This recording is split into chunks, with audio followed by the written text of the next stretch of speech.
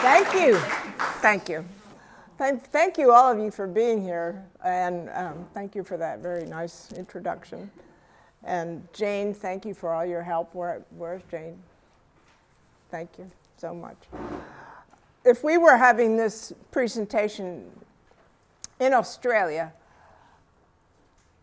we would start off by acknowledging the traditional owners of the land. Big chunks of Australia have been given back to Aboriginal people. And in the Northern Territory, where I spent most of my time, about 50% of the land has been ceded back to Aboriginal folks. And so whenever there's a meeting or a performance or some kind of official gathering, before the meeting starts, there's an acknowledgement of the traditional owners.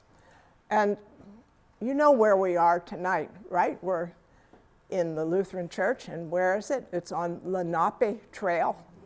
So I thought I wanted to start our meeting tonight by remembering, acknowledging, mentioning the original people who lived in this part of the world, the Lenape Nation. So without further ado, I did just want to introduce Tanya again. Tanya and I met at the movies in Katherine, in a little town in the Northern Territory. And we discovered that we were both from New Jersey and both had grown up here. And her cousin was a year behind me in high school. Her aunt played bridge with my mother. We had all these connections, but we never knew each other in New Jersey. We met in Katherine. And we also have in common that we've worked with Aboriginal people for a good long time. Tanya is a medical doctor, and she's worked in a number of Aboriginal communities throughout the Northern Territory and has a deep knowledge of many different tribal regions. And she also has a fantastic collection of Aboriginal art, which she has brought some of her collection tonight to share. So I just wanted to acknowledge you and thank you for all your help. So let's go to Manyallaluk. Ta-da. People always, not always, a lot of times I get the question, how did you wind up over there? So I'll just give you the short version of that story. I was teaching psychology at a little college in North Carolina called Mars Hill College. That's my background, mainly in psychology, counseling psychology, and also a background in art. Anyway, I had been there about 10 years. I loved teaching there, but I started to get inklings of wanting to do something overseas, maybe to do a study program or find some work overseas. And by chance, I found somebody who would be interested in swapping with me. And so we arranged a faculty exchange, just informally. Both of our institutions agreed to it, and I went over to Australia and taught her classes for a semester, and she came over to the States and taught my classes. So I had about 6 weeks before I had to start teaching, and of course I traveled and saw as many of the sites as I could see. And because of my interest in art, I decided when I went over there I was going to draw as much as possible and record my experience that way, as well as taking photos. Can you hear me? Yes. Yeah, okay. I was going to use the microphone, and I forgot all about it. But in the back, you can hear okay? Yeah. Good, okay. So I saw like the normal tourist things. I went to the Great Barrier Reef, I went to the rainforest, went to Uluru, which used to be called Ayers Rock, went to Kakadu National Park up near Darwin. And I did also teach my classes. That was a lot of fun. This is one of my classes on the last day of class. and that's me getting thrown up in the air. So they were great students. I had a very interesting tour guide on my Kakadu tour. Everybody gets a crush on their tour guide, but I married mine. This is Ron Ball, and I'll just tell you a little bit about him. We came from very different backgrounds. He was born in Wales. He came to Australia. He was in the British Merchant Navy, went in very young. After World War II, the ship was on its way back to Britain, and when it got to Australia, he jumped ship because he wanted to be a cowboy, and he went straight to the bush and started working cutting cane, and then he got a job on a cattle station, and then he became a drover and took cattle across the country on horseback, like we used to do in this country in the 1850s. They were doing that in the 1950s in Australia. And then he was a stock inspector, and from there he became a buffalo shooter, and he had his own meat works and was producing meat for pet food and for human consumption. He was a crocodile hunter in the off-season. And then Cyclone Tracy hit in 1974, and around the same time there was a buffalo eradication program that the government sponsored, and he went broke. And he lost everything. And he said, well, I didn't have anything else to sell except BS, so I became a tour guide. And, and he was a larger-than-life character. One of his tourists commented, forget Paul Hogan, I finally met the real Crocodile Dundee. And he really was.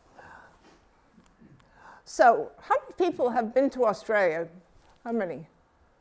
Quite a few. How many people have been to the Northern Territory? Did you go to Uluru? No. Or Darwin? Darwin. Yeah, great. Kakadu. Went to Kakadu. Yeah. All right. So the lower 48 and Australia are roughly the same size, roughly the same distance east to west. But the population is 1/12 of the US, so very sparsely populated. And most of the people live on the coast. Where I did my teaching was just a little bit above Sydney at the University of Newcastle, in the town of Newcastle. But all of the time I lived in Australia, which was 22 years, I lived in the Northern Territory. But look at the life expectancy difference. I don't know if that's due to the difference in population density or something else. It might be beer consumption. I don't really know. But the Aussies have about 6 years on us. So this is the NT, the Northern Territory. This is considered the Katherine region. Manyallaluk is right about there, outside of Katherine. So 5 Colorados, that's how big the NT is. Colorado times 5. Colorado has about just under 6 million people. The NT has 255,000 people. So really, there's nobody there. There's lots of big spaces where there's no one. The population density is less than that of Alaska. What else? Of the 255,000, about 30% are Aboriginal people, and of those Aboriginal people, a great chunk of them live in remote or very remote locations. So that's enough about that. How did people get there? It's believed that somewhere between 50,000 and 120,000 years ago, when the Ice Age was at its coldest, the sea levels were about 400 feet lower than what they are now, and more land was exposed. there's still some open water, but it was more of a hop, skip, and a short paddle, and you would be over into what's now Australia. And I think everyone agrees at least 50,000 years ago is when people migrated across. But some folks believe it's as far back as 120,000 years. Once the sea levels came back up after the Ice Age, then that continent was isolated, and there was really no contact with the outside world for thousands and thousands and thousands of years.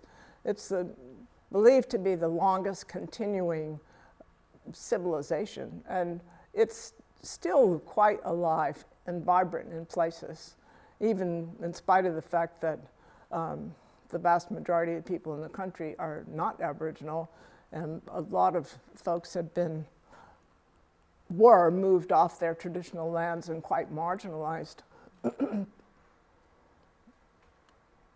All right. Oh, I guess just Europeans didn't even get there till, say, the 1600s. That's when the Dutch first arrived, but they had a look around and moved on.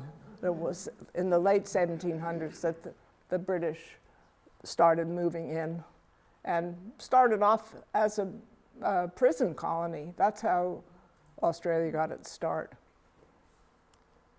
So Manyallaluk, where my husband and I lived for about 6 years, would not have been a permanent settlement in traditional times. The Aboriginal people were nomadic, and they roamed around within a region, and they might stop periodically for ceremonial reasons or for hunting, but they didn't have a village, so to speak.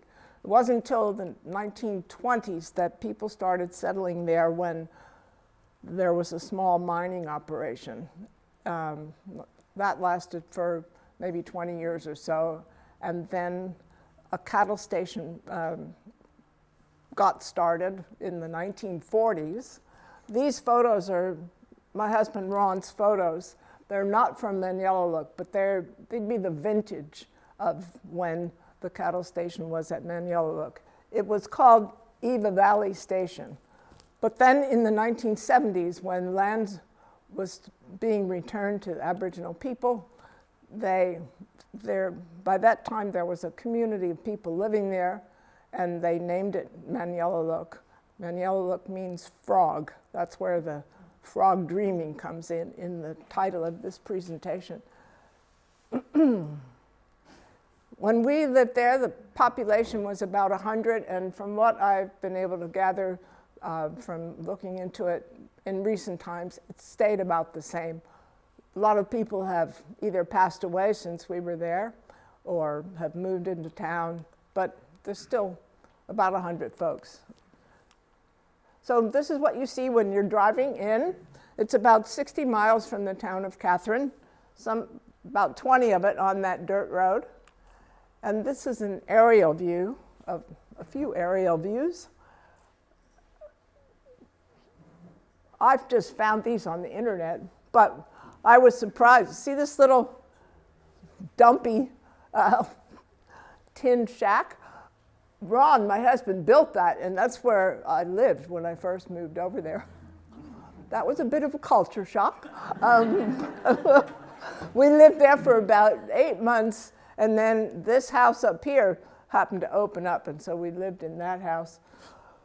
This is where the Aboriginal folks lived. There was kind of a loop around the houses on both sides. This was a clinic. These are new. They weren't even there when we lived there. And there's nothing around it for miles. The nearest community, the nearest Aboriginal community is probably 20 miles away, 25 miles, back on that dirt road and then along another dinky little road till you get to the next community.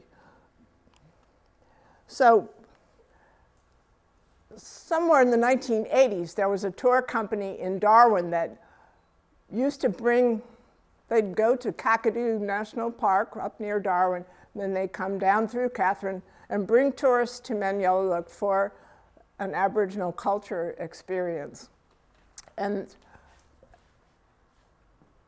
round about the early 90s, Manyallaluk decided, we want our own tour company. So they formed a corporation and they had their own tours and offered a one-day culture tour. I'm going to talk a little bit about that.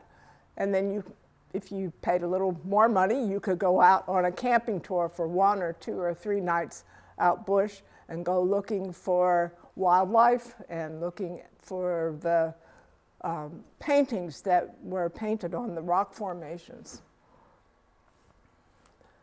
One of the things that was part of the one-day tour was a little walk around the area of Manyallaluk to look at examples of bush tucker, or that's another word for food, or bush medicine. The green ants were used for medicinal purposes, for respiratory illnesses. The green ants will bite the heck out of you. They bite you, and then they inject formic acid, and it hurts. But the Aboriginal guides would grab a green ant's nest. I guess they were just tough or used to it or something, and they go like this and smoosh it all up, and then you breathe in the vapor, and it's kind of a menthol, like a Hall's menthol, you know. And you can, I've eaten green ants. They're pretty tasty. This was that's a bee. It looks like a housefly, but that's the native bee. They're cute, and they don't sting. They have a stinger that no longer is functional. So the poor things can't even fight back if you raid their beehive. But the honey from the bee is a delicacy. It was much sought after, but it was also used on wounds and burns as an ointment. And then the wax was used on the didgeridoo mouthpiece. And these were some of the different fruits that could be found in the area, depending on when they were in season. This is like a mini mango, the green plum. It's a part of the mango family, but it's only about that big. So you have to eat a lot of them. This is a cocky apple, named that because the cockatoos like it. And the bark of the cocky apple tree was used as a fish toxin. They would grind it up and throw it in a pond, and the fish would be paralyzed and float to the surface. So it was an easy way to go fishing. This is the cheeky yam, and it's called a cheeky yam because it tastes horrible and it's toxic and it burns, and you have to prepare it a certain way or you suffer liver damage or die. So basket making was a part of the tour. This was the women's shtick. The men didn't get involved in this at all. And it was so labor intensive. First you have to collect the pandanus, which they used for the weaving. And each one of these spines, each one of these, fronds has spines on it. So if you're pulling those things off, the spines are growing the wrong way, so to speak. You go to pull it and it hurts your hands. I don't know how the women did it. I think they just did it so much that their hands got toughened. But so this is Carol Pamcal. She's one of the major tour guides that was there when we were there. This is Lorraine Doctor. And then you have to go to a different part of the forest to find the red color. That was a hemodorum plant. The bulb of the hemodorum plant was what got mashed up for red. And then you go to another part of the forest to get corkwood tree, the tuber of the corkwood tree was this bright yellowy orange color. Mash that up, bring it back, put it in the pan, boil it up, and then you put your pandanus in it to dye it. And then you have to weave the basket. So it's really, really labor intensive. And when you see a big basket in this art shop for sale for $250, that's why, because it's a lot of work. Rock is the name of the kind of painting that was done in the Kathleen region and on up north into Arnhem Land. It means this, cross-hatching. So you have lines going this way and overlapping lines going in the other direction, and it forms a kind of pattern. This is not somebody from Manyallaluk. It's a picture of someone from back in the 1930s, but gives an idea of what things might have looked like traditionally. Traditionally, they painted on bark from the stringy bark tree that was flattened out, smoothed off, and they painted with red and yellow ochre and white clay and charcoal. And they'd grind those things down, add water, some kind of resin for fixative, and away they'd go. This is Manuel Pamcal, a fabulous tour guide and a fabulous artist who lived at Manyallaluk. Here this is his son Lexi and some of the other boys in the community. He's teaching them how to prepare the bark for painting, and he's demonstrating his painting technique. And this is one of his paintings. It's quite large, but on canvas, painted with acrylic. And that's all I'm going to say about that. Oh, just the thing about dot painting. A lot of people think that Aboriginal painting is, is like dot, dot, dot, dot, dot. That's what you often see. If you see an example of Aboriginal art, it will be done with dots. But these guys at Manyallaluk and this part of the Northern Territory, rock was the technique that they used. So spear throwing was part of the activity of the day. Everything that the Aboriginal guides demonstrated, then the tourists would have a chance to have a go. These were some of the local names for a spear thrower. It's an ancient hunting technique. It involves a piece of wood with a notch on it that fits into a little groove in the spear. Here's a depiction of one. He's holding a spear thrower. There's the little notch on the end. He's already thrown his spear. Uh-oh. That's the end. I guess we know who wins the woman. So Manyallaluk won tourism awards several years in a row, and they became quite well known, and the tourists, it was quite an attraction.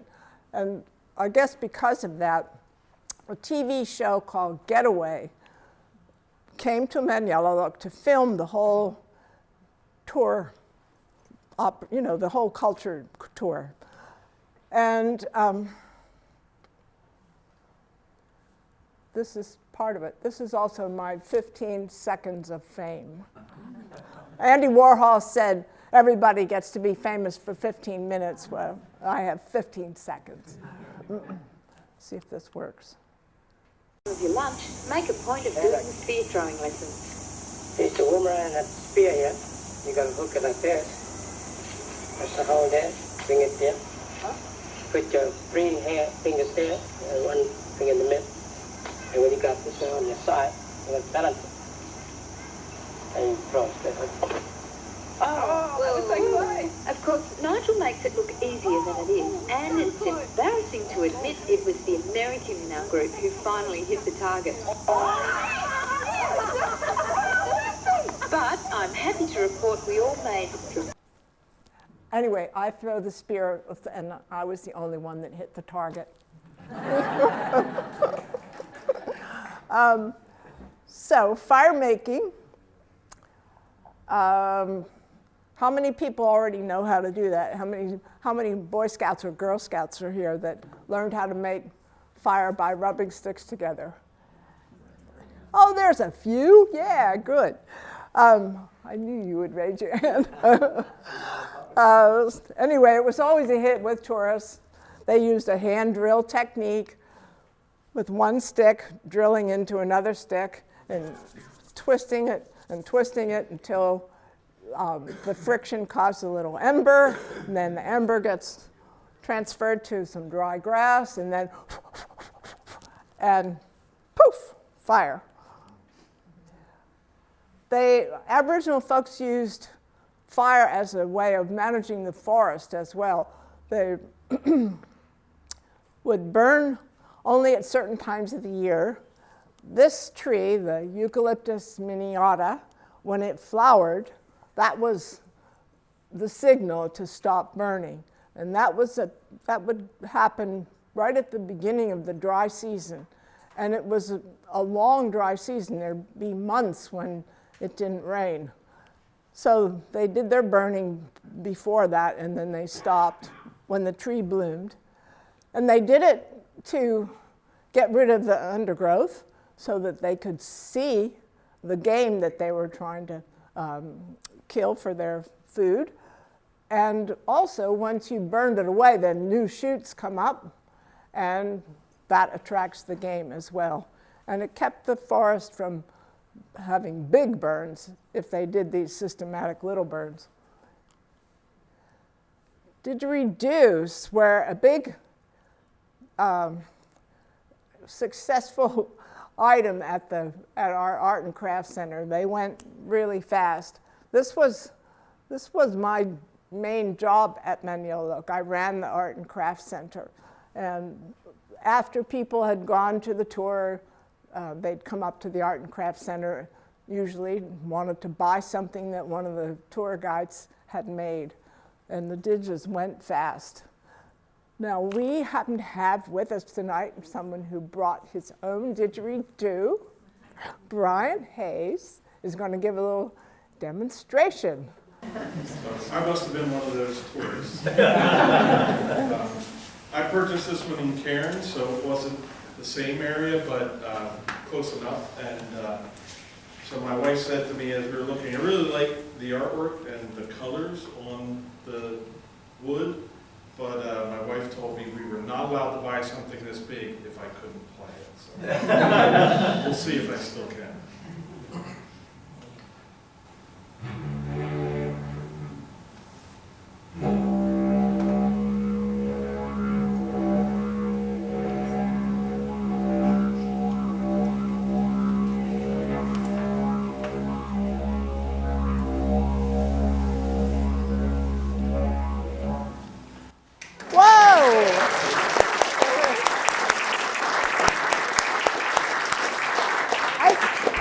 Circular breathing.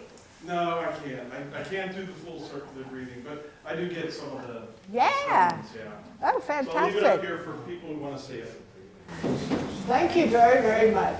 That's great. And that one was formed from fire. It was hollowed out through fire. Thanks, Brian. There is. Yep. Oh, so I find this really fascinating, but I'm not going to talk about it because it's just too complicated. So if you're at all interested, I'd love to talk to you about it, but not during this talk because we'll be here till midnight. The kinship system is entirely different from ours. Our system is more like the branch, it's linear, and it's like the branches of a tree, you know, or maybe you think of it as the roots growing down, but it branches out, but it's a linear kind of thing. Their kinship system is circular. And it's just, it's very, very different. The kids are not taught by means of a diagram. The kids are fed this information from the time they're from the time they can understand language. And they're taught who they're connected to and how they're connected. Who's their auntie, who's their grandmother, who can they talk to, who are they not allowed to talk to? Because this system determined how you relate to each other person in the community. And there are some types of relationships that were avoidance relationships. For example, brothers and sisters. After initiation, they're not allowed to speak to each other. They're not allowed to be in the same area. They're not allowed to have eye contact. It's just different. The mother-in-law, son-in-law relationship is similar. Now, some people might think that's a great idea, but they were not allowed to talk directly to one another. There's 2 marriage opportunities or options. So just say one little word. Let's take this person here. If this is male, this is female.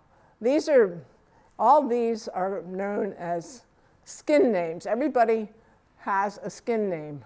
You inherit it from your mother, and your skin name determines who you can marry. You have 2 choices. So somebody that's Geller or Galijan, the woman's Galijan, she can marry Nari, or she can marry Bulan. And that's the only option. And you have to marry, so there's, in the green, Yircha is one group, and the red is Dua. It's like everything is divided into either Yircha or Dua, like yin or yang. Everything is Yircha or Dua. So if I'm Yircha, I have to marry somebody who's Dua. And my children are going to be Dua. It's just so complicated. But actually, this diagram says it all. But that's all I'm going to say, because it's just so different from how we think about relationships. How many people have heard this expression, Aboriginal Dreamtime? It doesn't mean dreams. It has nothing to do with nighttime dreaming. It's a multi-layered concept that refers to the beginning of everything, like their origin stories, creation stories, their version of Genesis, if you will, the stories of the ancestral beings that came out of the ocean and formed the land, the rivers, the people, the plants, the animals. So it's, in a way, it's history, but it's also present. So those spirits are still alive in the land. If some spirit formed the Catherine River, that spirit is still there. This mountain formation that might have been formed by another spirit, it's still in the land and alive. And the spirits laid down the law of what ceremonies to perform, what your obligations are to one another and to the land. So it's just, it encompasses a lot of concepts. I'm going to talk a little bit about the rainbow serpent, because that's one that is often depicted in art, and I wanted to just focus on one thing. These 2 paintings are done by the same artist, John Dewar. He's depicted the rainbow serpent with a kangaroo head, which is fairly typical, but he's also given him a crocodile head here. And it's got a little kind of appendage off the head and this serrated sort of tail. The rainbow serpent came from the sea and formed the rivers, and there's lots of stories about him. In this story, the rainbow serpent is kind of a nurturing figure. This is a different artist, Manuel Pamkow. This painting of his, by the way, won a $5,000 prize in the Catherine Annual Art Show, so it was a big win for him. The rainbow serpent gathers up her children in the daytime, and in this depiction, in this story, her children are the flying foxes or the bats. And then at night, she releases them. So here, this is along the Catherine River, these bats in the tree, and there are thousands of them. And then at night, right around sunset, pooh, you just, bats, bats, bats, bats. I mean, there's so many, you can't believe it. This is a rainbow serpent story. That's rainbow serpent as the punisher, I guess you could say. So Bangardi and Wamujan, each of those is a skin name. They were the right skin to marry, so that wasn't a problem, but they were too young, and they wanted to run off together. She told him, her mother told, Wamuchan's mother said, no, you can't do it. You're too young, don't go. And they did it anyway. They ran off together without planning anything. They didn't have any food.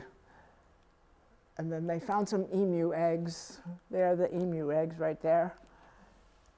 But to cook emu eggs, you're supposed to dig a little hole, put coals, cook them nice and slow. When they were so hungry, they just threw the eggs in the fire, and the rainbow serpent heard it and came out of the ground and ate them.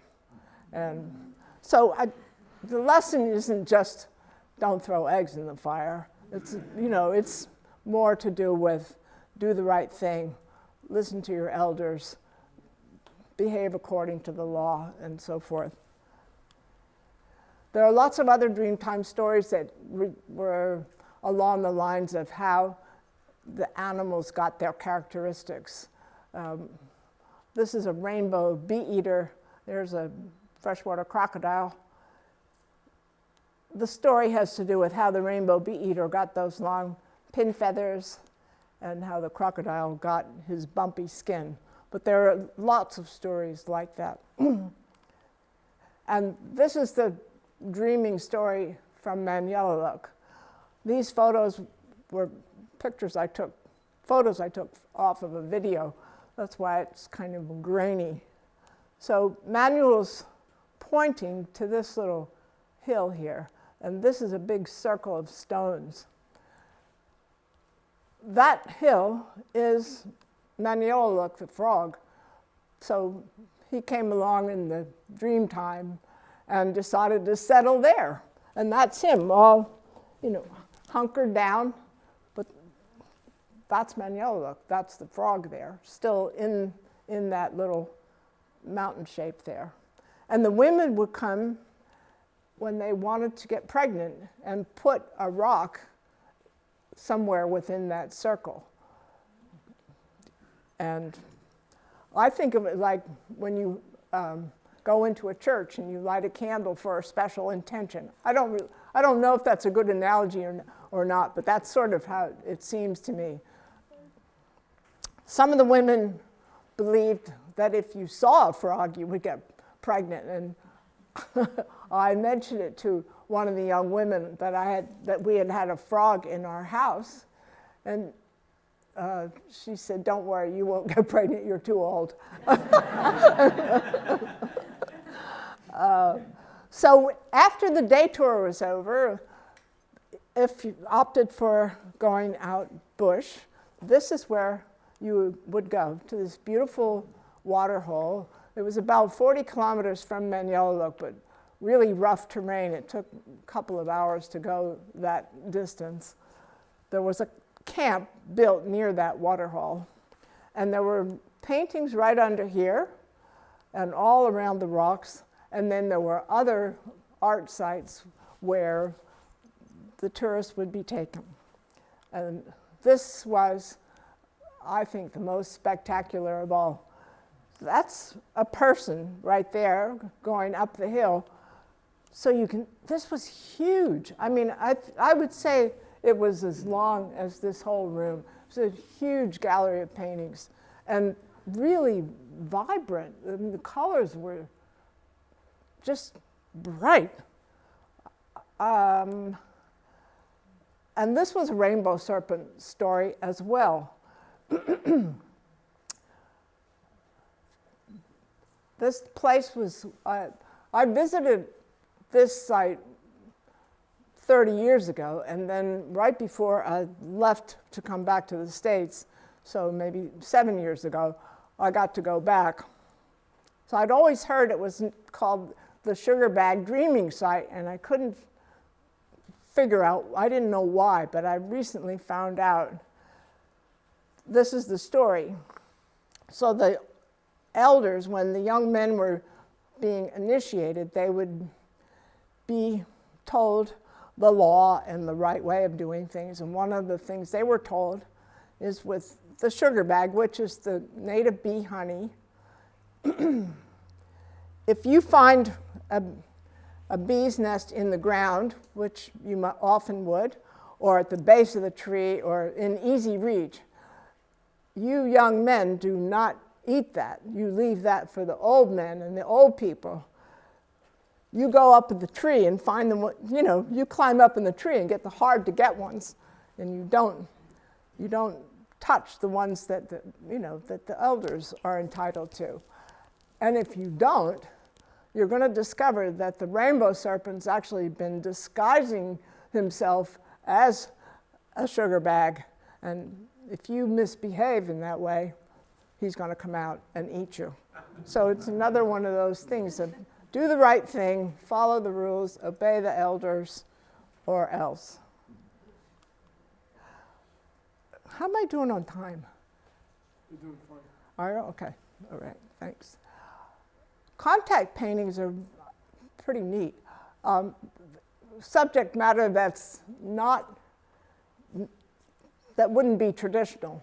Not a kangaroo, not a snake, not a spirit, just something that obviously indicated they had contact with someone from outside, like a painting of a sailing ship or a painting of a man with a rifle or something like that. So Ludwig Leichhardt was a German explorer who did several explorations in Australia. And this was one of his trips.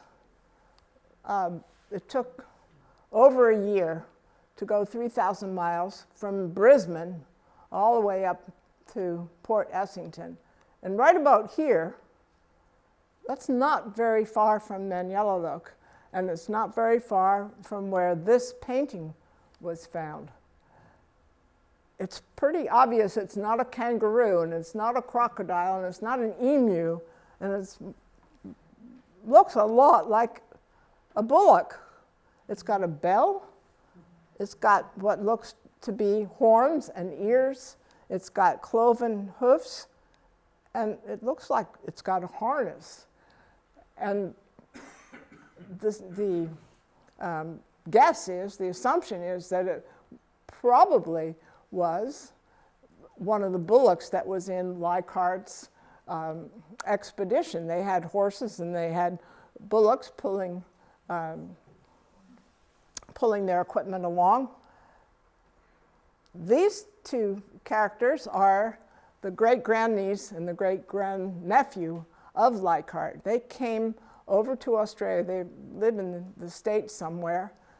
They came over to Australia to retrace parts of his trip, and they hired different tour companies to take them to points along Leichhardt's journey. And one of the places they came was to Manyallaluk to be taken out to see this painting.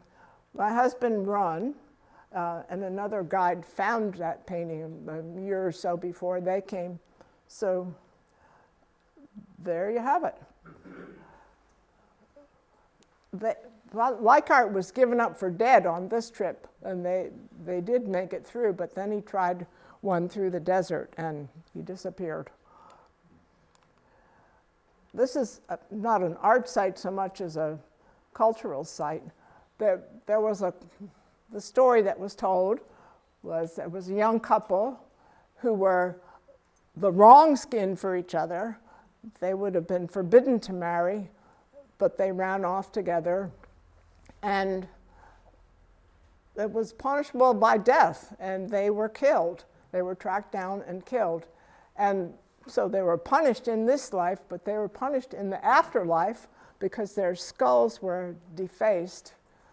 Usually the skull was preserved carefully, but only the top part of the skull is left, which was a way of preventing them from going back to their traditional lands. So it was like heavy stuff to be punished by death and then punished in the afterlife too.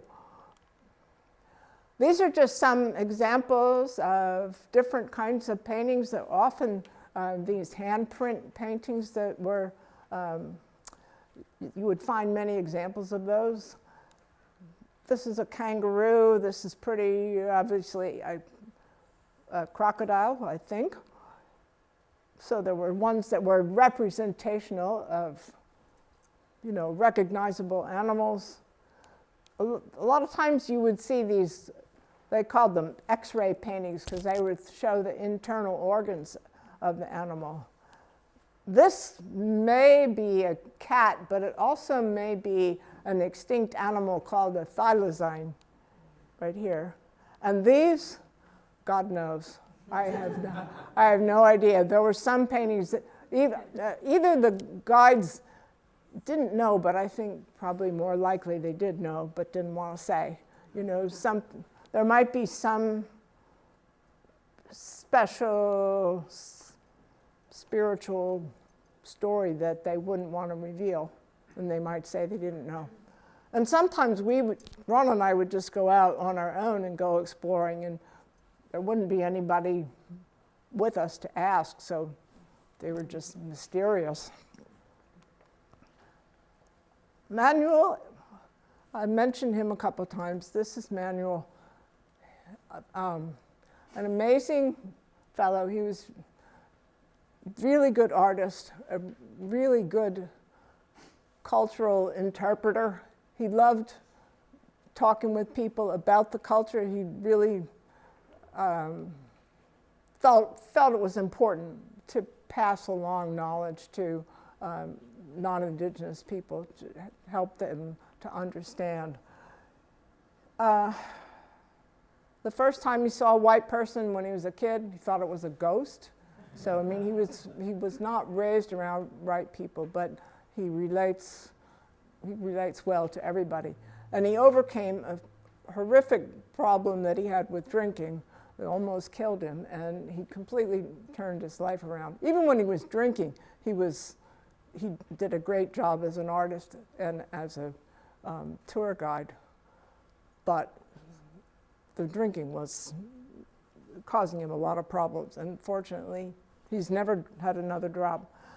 At the end of this presentation, there's a list of some things on YouTube, and there's a really neat story about Manuel and the doctor that saved his life. If you're interested, I would recommend it. It's very touching.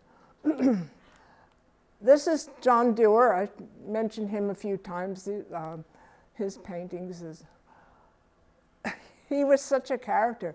He grew up at Manyallaluk when it was a cattle station. His father was a stockman and his mother was a cook.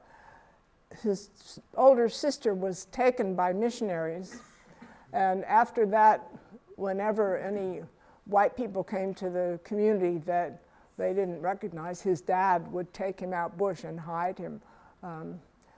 He's somebody who could walk out the door and survive in the bush.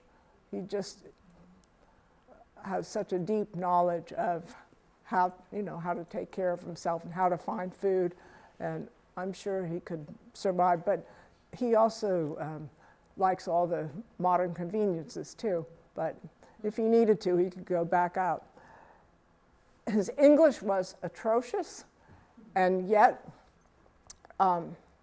he was one of the best tour guides. It was kind of miraculous in a way how he communicated when his English was so bad, but people loved him, and that's him. He would, he just had such a jolly nature. He was amazing, and a fabulous artist, even with only one eye. So this is, we're winding up now. If you are interested in the top end, which is the part of Australia where Ron and I were living, and you don't want to spend 30 hours on a plane, and you don't want to spend thousands of dollars for a plane ticket, drive to Baltimore. The aquarium in Baltimore has an exhibition that is based on this gorge, which is about 60 miles north of Catherine. They made a big deal about it in Australia when this was built. It was in the newspapers. In 2005, a 7-story building was built at the aquarium in Baltimore to replicate this Ombre Gorge. And it's supposed to be fabulous. I haven't actually been there, but I'm determined to go. I didn't mention this before, but David Gulpilil is an Australian Aboriginal man. He recently passed away. I saw this movie, Walkabout, in the 1970s, and it blew me away. And I'm sure that planted the seed for going to Australia. I just loved that movie, and I really wanted to learn more about Aboriginal people. I never dreamed that I would wind up living there, but there you go. Anyway, that's all movies that David Gulpilil's been in. He's a fabulous actor. Other films that depict Aboriginal life, contemporary Aboriginal life, there's a few that you might find interesting. These are some books related to the topic that we've covered tonight. If you're interested in Aboriginal art, I'd recommend topdidge.com. That's a Catherine-based art center, and I think they're quite reputable. And then these are some resources on YouTube. This is David Gulpilil, and that's the link for him dancing, doing 3 different dances to didgeridoo music. David Blanazzi is another dancer and artist from the region, and there's a neat neat YouTube video of him talking about didgeridoos and cutting down a branch and turning it into a didgeridoo.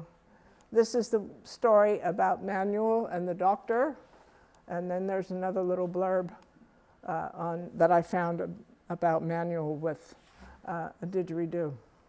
Oh no, spear throwing. And that's it.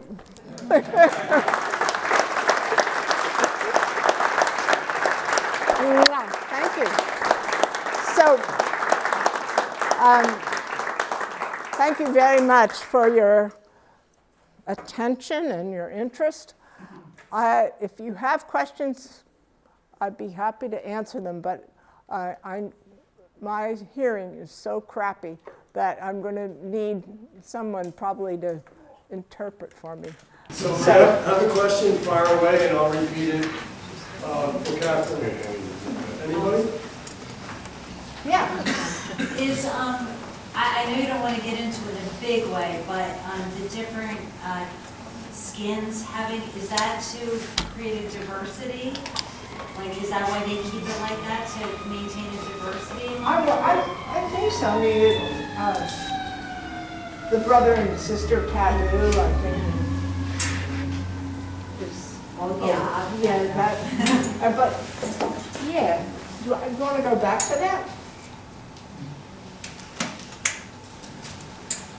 While she's doing that, I will recommend that short YouTube video. It's about 20, 30 minutes about the doctor and Manuel. It's a very emotional film if you watch it. It's about how this doctor, he's kind of like in training in Australia in the Northern Territory, and is in an automobile accident and thinks he's going to die because he's out there and there's nobody around and he can't get out of the car. He thinks he's in bad shape, and 3 Aboriginal guys come along and stay with him and get him the help that he needs to survive. And to that point, he wasn't sure if he wanted to stay as a doctor because he found that it was not working for him. But these 3 guys saved his life, and then it turns out that he saves Manuel's life. And because Manuel is in the depths of alcoholism, but so they sort of save each other's lives. And it's only about 30 minutes long, but it's amazing to watch. Yeah, it's cool too because it gives you, like, yeah, it'll give you a feel for the Northern Territory, for the Kathleen area. So to get back to skin name, all right. I was just wondering if they like rotate it so that they're not like keeping, yeah, or like keeping bloodlines like too close together or something. Yeah. So here's how it works. This is how the skin name is determined. So each of these, male, female, et cetera, et cetera. So let's start here. Bulanjan is the female. Her children are going to be either Wamut or Wamutjan. Wamutjan's the female. Her children are going to be Narit or Naritjan. Naritjan's the female. Her children are going to be Gamarang or Gamand. This is the female. Her children are going to be Bulan, Bulanjan. And that cycle just repeats and repeats. And then you've got the other cycle. Gojan is the female. Her children are going to be Balang or Bailin. Bailin's the female. Her children are going to be Bangardi or Bangern. Bangern's the female. Her children are going to be Geller or Galijan. And that's, the skin name is from the mother, and it follows that cycle, round and round and round and round. So let's take, should I keep going? Well, I my question's answered. What's that? I said my question's answered. It's very interesting. Yeah. I mean, there's a question, Bruce. Hey, Kathleen. So they could never marry, like, do they live in different parts of this area, or are they next to each other? Do they live in different parts of this area, or? Oh, well, I mean, if there was a woman, Mavis, who I got to know well. Her skin was Bulanjan, and she wound up marrying the straight marriage. Her husband was Balang, and he came from a different community. So probably there wasn't anybody at Manyallaluk that would have been right for her. So people sometimes, so then when they married, he moved to Manyallaluk. Thank you. Yeah. Other questions? There's one. Hi, good evening. Thank you so much for a wonderful presentation. I think it's amazing that you were able to have that experience and interact with people who have such traditional knowledge. I guess I'm interested in the tourism aspect. I'm an anthropologist, and I study, I'm not a cultural, I'm an anthropologist, but I'm a biological anthropologist, but I'm trained also in cultural anthropology. And I've been very interested always in the interactions of people and tourists. And we teach that in our courses at Rowan University. I'm a professor there. And there seems to be a lot of negative interaction in many parts of the world with indigenous people. How was your experience there in those years that you worked there in the tourism, with the tourists? What was the relationship with the tourism and the people who were the tourist guides? With the tourists? Yeah. Oh, really good. I mean, that was one of the things that I thought was remarkable about the tour. Yes, it was structured, and yes, it was contrived and kind of fake in a way, but the people that came there were so appreciative. And Aboriginal people have not had it easy in Australia by any means. There have been lots of prejudice, and people, you know, Aboriginal people have been marginalized in many ways. But when tourists came to Manyallaluk, the Aboriginal people were the teachers, you know, and the people loved it. The tourists loved it. And the Aboriginal people, I believe, loved it too, because they were being treated with respect and being looked up to, and they were the teachers. You know, so you didn't think that in any point it was overly commercialized, the cultural aspect of it? I didn't hear that. Did you think it was overly commercialized? No, not really. No, I didn't. Very interesting. I thought it was fantastic. Yeah, no, I think that's wonderful, because that's not what's happening in a lot of places with indigenous tourism. Because the idea, of course, is to have the indigenous communities to share their culture and make something out of them in a positive, ethical way. And they cannot always happen that way, but it's very reassuring to hear that it is being done there. And I've never been to Australia, and it's not my area of the world either, but I find that wonderful and interesting. I think, unfortunately, the tour business kind of fizzled out, and I'm not really sure why. Some of the people that were really key people in the tours, like Manuel and Johnny, both moved into Catherine. Some people passed away. It just didn't get off. It was in its heyday, and then it kind of died out. But there are other communities that are doing similar kinds of things. Because that's an education. I mean, it's educating other people about the indigenous culture. It was, yeah, I felt so privileged to be a part of it. I really did. I think so too. That is amazing. It was awesome. Other questions?